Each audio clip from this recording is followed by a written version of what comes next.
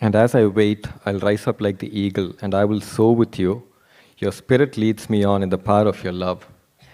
That's a beautiful rendition of this theme, which says, favored in his sight.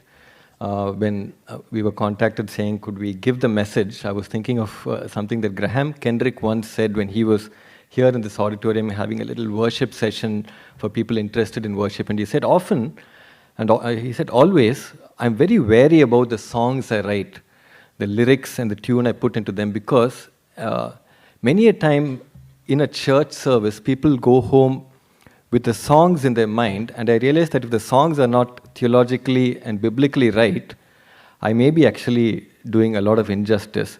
I love services like this because every testimony, every song that you've sung, every word that you've spoken is by itself a sermon.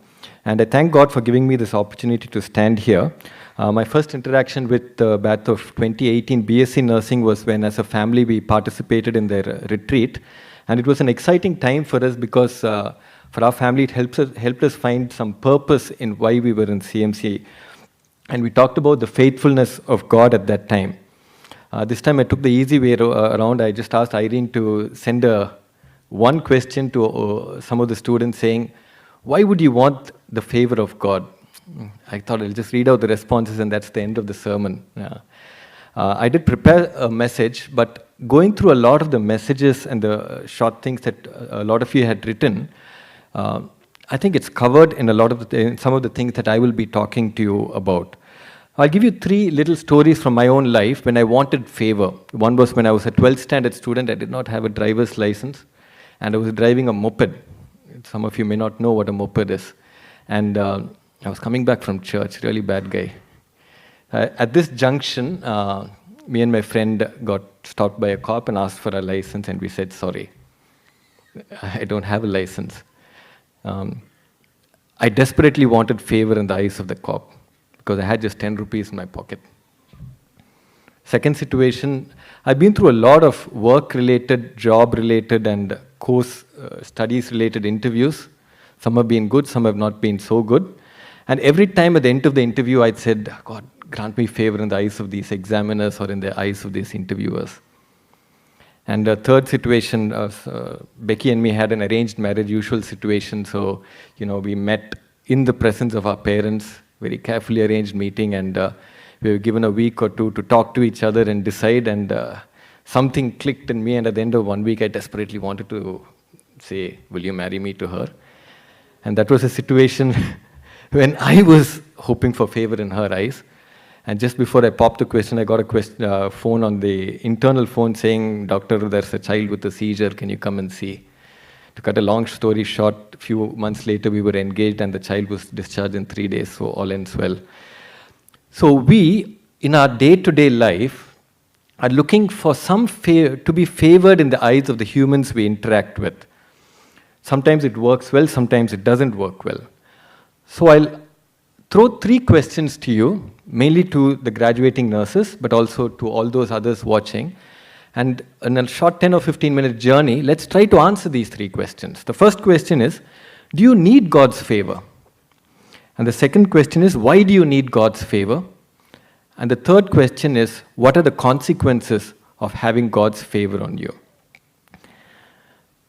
Billions of people, and these answers will overlap, so I'm not going to kind of distinguish between which question I'm answering. Billions of people pass through Earth. Heard a couple of days ago that India is now projected to be the most populous country in the world. Good or bad, we don't know. But billions of people pass through this world. About 20 million, 25 million children are born in India every year. And a smaller number probably finish their life at the end of every year. A lot of them go through life without experiencing God's favor, let's face it. They live, they achieve something, and they die without actually having God's favor. So why did you as a batch choose this theme, favored in His sight, when billions of people actually probably just go through life? Now, some of you will remember a book, To Serve with Love, an author, E.R. Braithwaite. It's a very challenging story, also made into a movie or a series. And I like this quote that he talks about in this book. when he challenges his students. Anybody can exist, look at the word exist, dragging his soul around behind him like a worn out coat. But living, look at the word living. Living is different. It can be hard, but it can also be fun. There's so much going on all the time that's new and exciting. So in this little passage, we see that Braithwaite differentiates between existing and living. And what does God's favor do in all this grand scheme of things? If you look at this gradation that I've come up with, the first is existing. And that's what Braithwaite talks about. Existing is just there. You know, sometimes a room exists, a non-living thing can exist. But then Braithwaite says there's another thing to it. There's something called living. Is that enough? Some people live with goals, aims, a plan, and they achieve it. And we laud them for it. We appreciate them for it. It can be on a public forum, it can be on a private forum, in a family. So what does God's favor that you're all yearning for in this baccalaureate service do to this? What I would say is God's favor, having His favor, ups this to the next level, and that makes you live with a purpose through eternity. That's not just merely living. It makes you live with a purpose through eternity, and that's why you need God's favor. And through the answers that I saw some of you give, this exciting thread seems to run through all the thoughts that you are giving. This same God who knit you in your mother's womb, the same God who knows you by name, as written there, the same God who knows the number of hair in your head, gets easier as you age apparently for God, the same God who's inscribed your name in the palm of His hand, just imagine His favor is on you. And that's what you've chosen as your theme this evening during a baccalaureate service. It's not just something that is, a vague reference. You've chosen His favor as the theme. Now I'll go on to 4 points about why you need His favor. Please turn with me if you can to Psalm 84:11. So the answer for the first question is the favor of God could be the very reason for your existence. So yes, you need God's favor in your life. That's what you've challenged to take on in your life. If you look at Psalm 84:11, it says, For the Lord God is a sun and shield. The Lord bestows favor and honor. No good thing does He withhold from those who walk uprightly. You'll notice in all these verses that I tell you, there will always be a reference to being righteous and walking uprightly, and that's a prerequisite. You can't just get the favor of God without looking at that particular part.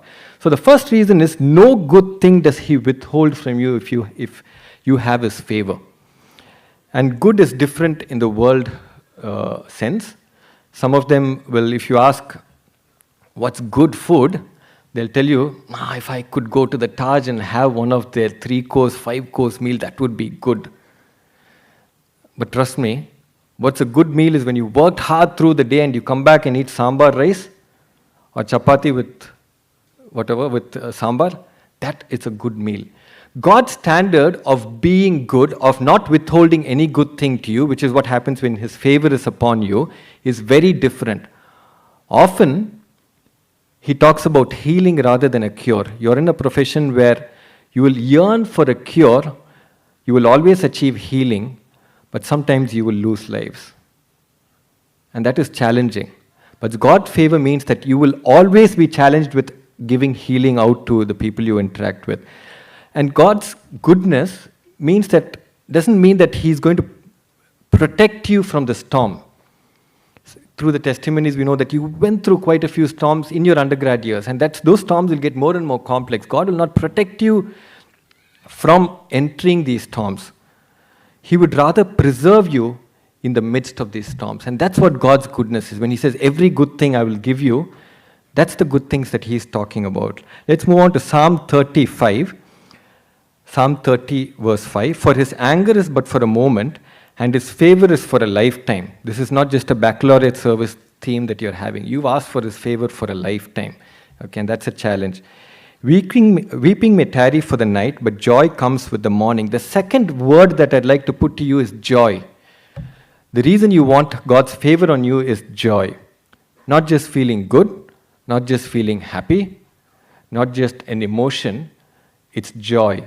And joy, as it is talked about in the Bible, often with a reference to the birth of Christ at Christmas, the joy of Christmas and Christ's birth, is something that is so much deeper than just feeling good and being happy.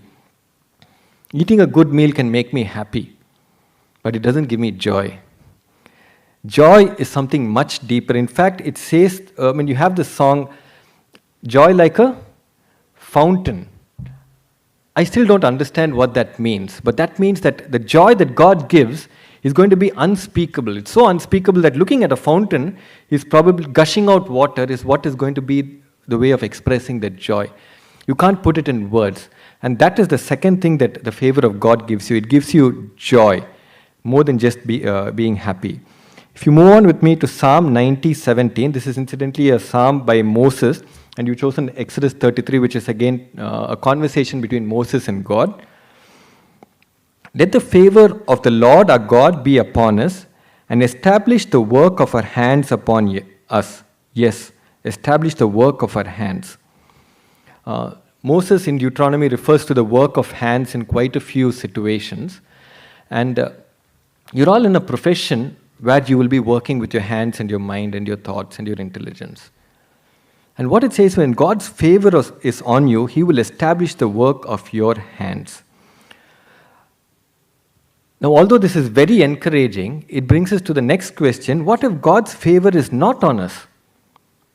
If God's, you have to be willing to take this challenge both ways. If God's favor is not on you, the Bible clearly says that we labor in vain. So the reason that you want God's favor on you is that you do not want to labor in vain. You want the works of your hand to be established, to be good to the people around you. Let's go on to Psalm 5:12. For you bless the righteous, O Lord. You cover him with favor as with a shield. Again, it talks about righteous, like I mentioned. And it protects him, or it covers him like a shield. Now you all, whether you like it or not, have grown up in the last few years in a protected environment that is inside CMC, the wards, every bus has been arranged for you, your hostel stays are protected, every meal is planned, whether you like it or not. You're protected. You're going to go out there into the bad world when you realize that patients can actually shout at you. When you realize that you can't find the words to talk to somebody. When you realize that sometimes your skills are not enough, you need to upskill yourself. It's an unprotected world out there. And what God's favor does is, in all these very, very difficult circumstances, He will be a shield around you. So what you're asking for when you ask for God's favor is, God, give me protection as I go out into this world. I think most of you are still here in CMC, and some of you will be moving out. Some of you will be going to distant places, either across oceans or across state boundaries. Some of you will be working in smaller places, some of you will be working in bigger places, some of you may even work in a different career. And through these, God's protection is something that you need. And when you ask for God's favor, you're begging God for His shield of protection on you. So those are the 4 points that I want to tell you about why you need God's favor. I'll also quote from Exodus 33:13, which was read to us in the Bible portion. If you are pleased with me, teach me your ways, so I may know you and continue to find favor with you. Remember that this nation is your people. And the favor of God, again mentioned in this verse, it says, so that I may know you and continue to find favor with you. I've told you this favor is through eternity. It's not just that God gives you favor during your exams, during your graduation, and during this baccalaureate services, and then you say, God, I don't need your favor anymore. It's through eternity, and that means that you need to continue to know Him. So what are the consequences of God's favor? When God's favor is on you, it will show. And I'm going to put a challenge to you as you step out of this auditorium, as you come back in for your graduation, step out, go to your places of work, and then disperse yourself into various corners of the world. This is going to be the challenge. God's favor on you is not like a shimmering coating on you that kind of makes you stand out wherever you go. You'd love it to be that way, isn't it? Everywhere you go, there's a halo around you, and yeah, that's a person with God's favor. That's not the way it works. Look at it this way. the profession that you've chosen, how many people do you think you interact with on a daily basis when you go out there? 20, 30? You're not a customer care executive or a marketing call. We get this. I'm afraid of holding my phone because I know the next call from Bajaj Alliance is going to come in here anytime. You're not a lifeless zombie talking words. You're not an automated voice. You have the honor and the joy of having real life interaction with people who are yearning for healing. 20, 30, 40 a day. And then you start off the next business day again with so much of interaction. When God's favor is on you, it is not just for you. It is not just for you. It is for all the people you interact with to see that God's favor is on you. They're going to look at you and say, every good thing, this person seems to have a lot of good things. This person seems to have a lot of joy. This person, the work of her hands, the work of his hands, seems to be special. This person is vulnerable, yet working with a sense of protection. And God's favor is not something that is just in you, but it is something that will be shown to people around you. And it just doesn't cause a ripple. A ripple is something that goes for a finite distance around when a stone is dropped and then dies out. But our hope, as you graduate and go out, is that this God's favor will not just be a ripple effect, but will go on and on and on, touching people who you interact with, touching people who interact with the people who interact with you. And that is the purpose of your life. God's favor makes you live with a purpose that goes through eternity. So even when you walk out of these auditorium walls, you walk out of this institution, that is something that will go on. I dare say that God's favor is going to be infective, that it keeps going on and on. Infection is not a word we'd like to use now with COVID coming and going, but that's the power of God's favor. It's not just for you to sit there comfortably saying, I have God's favor, I'm blessed. It's something that in its true sense will actually ripple out to people around you. And as a batch, you've heard this often, about 140 or more of you here.